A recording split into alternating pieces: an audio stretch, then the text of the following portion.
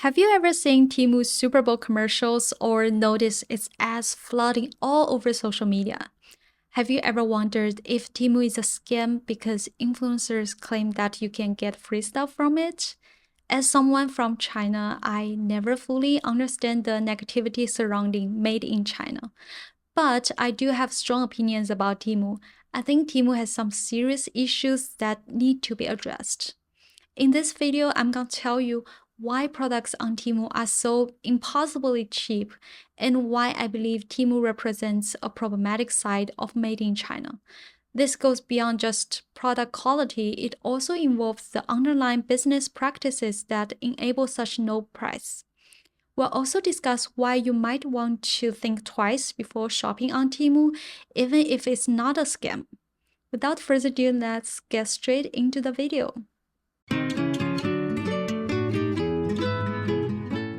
So, Temu, if you have never heard of it, you are probably living under a rock or you are just blissfully unaware of the latest digital craze.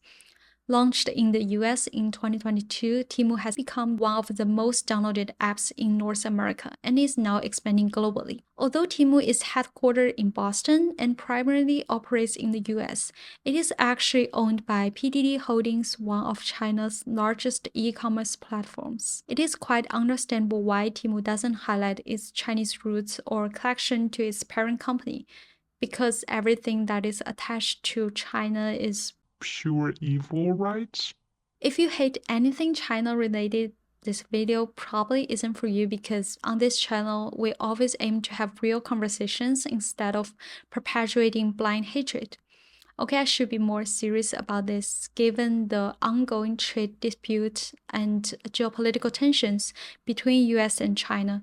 Temu is obviously downplaying its Chinese background to avoid potential backlash or negative sentiments from US consumers. So now you might be wondering if Temu is legit. I can assure you that it is.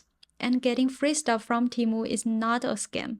Backed by its parent company's deep pockets, Temu offers referral programs, sign-up promotions, and check-in bonuses that can be redeemed for discounts or free items. These incentives have helped Temu quickly attract a large user base and establish itself in the competitive e-commerce landscape. But what sets Temu apart from other platforms? Well, for starters, their prices are incredibly low. We're talking about some serious bargains here. They offer a wide range of products from clothing, accessories, to home goods and electronics. For budget-conscious consumers, especially during times of high inflation, Temu is incredibly appealing. For example, the average price for a woman's dress on Temu is $9.2 compared to Shein's $17.3, and the average price for men's sneakers are $14 compared to Shein's $27. So how does Temu manage to offer such low prices? In essence, Temu is a manifestation of China's manufacturing power at its peak. Let's rewind 40 years to when companies like Nike began outsourcing productions to China. At that time, China was a poor and underdeveloped country with an abundance of low-wage workers. Additionally, less stringent health and safety norms contributed to lower manufacturing costs. However, I do want to point out that it's an overgeneralization to label all Chinese manufacturing as unethical or reliant on forced labor.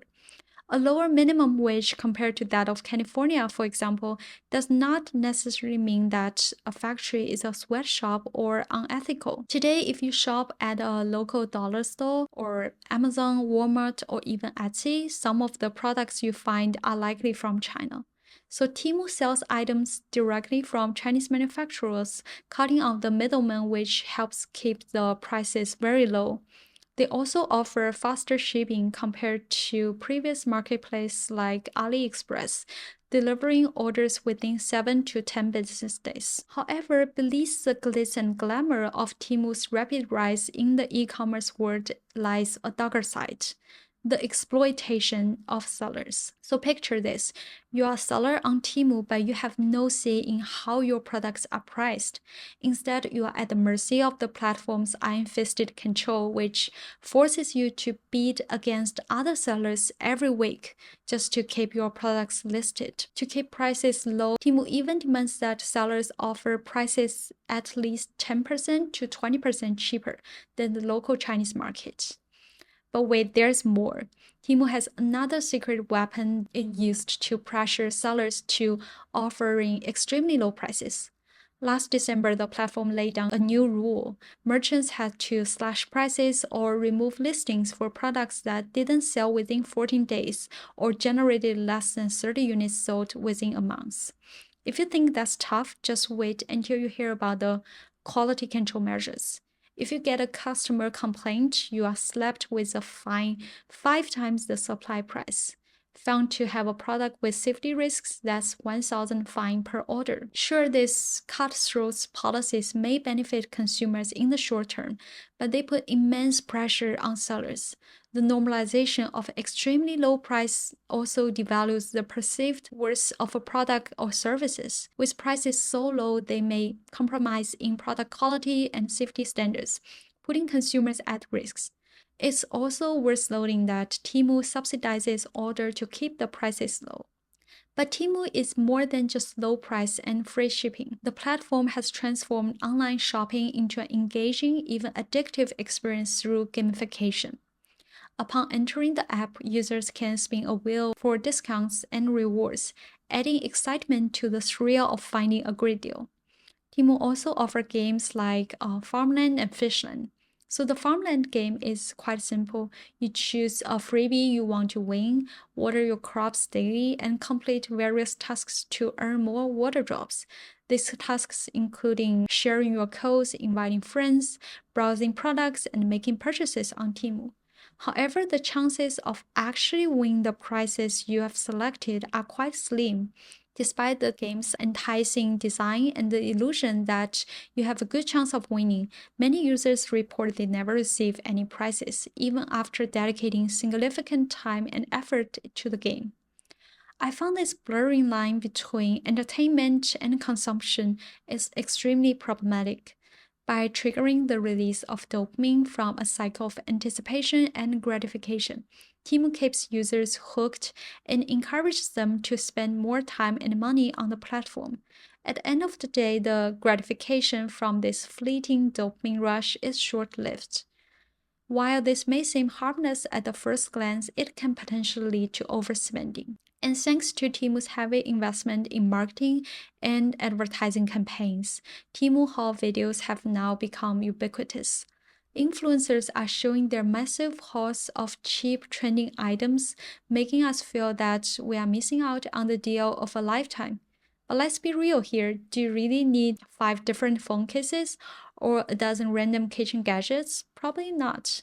Many Temu Haul videos have a sneaky way of normalizing excessive consumption, making it seem like buying a ton of cheap stuff is not only acceptable but even desirable. It's like a never-ending cycle of more is more, except in this case, more is just more junk cluttering up our lives. In the world of Temu Haul, everything is just so darn cheap that it's easy to adopt a use and toss mindset. Who cares if that $10 shirt falls apart after one wear? You can just buy a new one, right? And why bother fixing that broken gadget when you can simply replace it with another budget-friendly option? But here's the thing. This disposable mindset is not only bad for your wallet in the long run, but also terrible for the environment.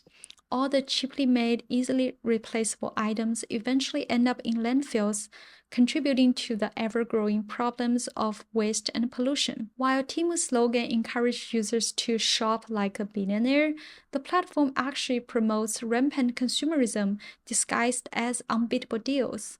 Constantly chasing bargains and buying unnecessary items ultimately does not lead to long-term fulfillment or happiness. Instead, it's like trying to fill a void with a bunch of random stuff you'll probably forget about in a week. To wrap up this video, I want to make it clear that I'm not saying that we shouldn't shop on Temu. I think there's nothing wrong with looking for affordable deals, especially given the current inflation rates. But it is important to stay mindful and be aware of some potential pitfalls. So next time you find yourself tempted to go on a Temu shopping spree, take a step back and ask yourself, am I shopping because I genuinely need something? Or am I just getting caught up in the gamification experience? It's easy to get swept away by the excitement of spinning wheels or collecting water drops, but remember that these tactics are designed to keep you engaged and spending. Also, check the review to make sure the quality of the product is okay. After all, most of the time, you get what you pay for. A bargain isn't really a bargain if the item falls apart after one use or doesn't meet your expectations. And that's it for today's video about Temu. If you enjoyed this video, please give it a thumb up and let me know in the comments if you have ever bought something weird or wonderful from Temu.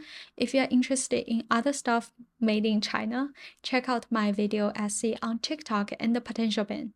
Thank you so much for watching, and I'll see you in the next video.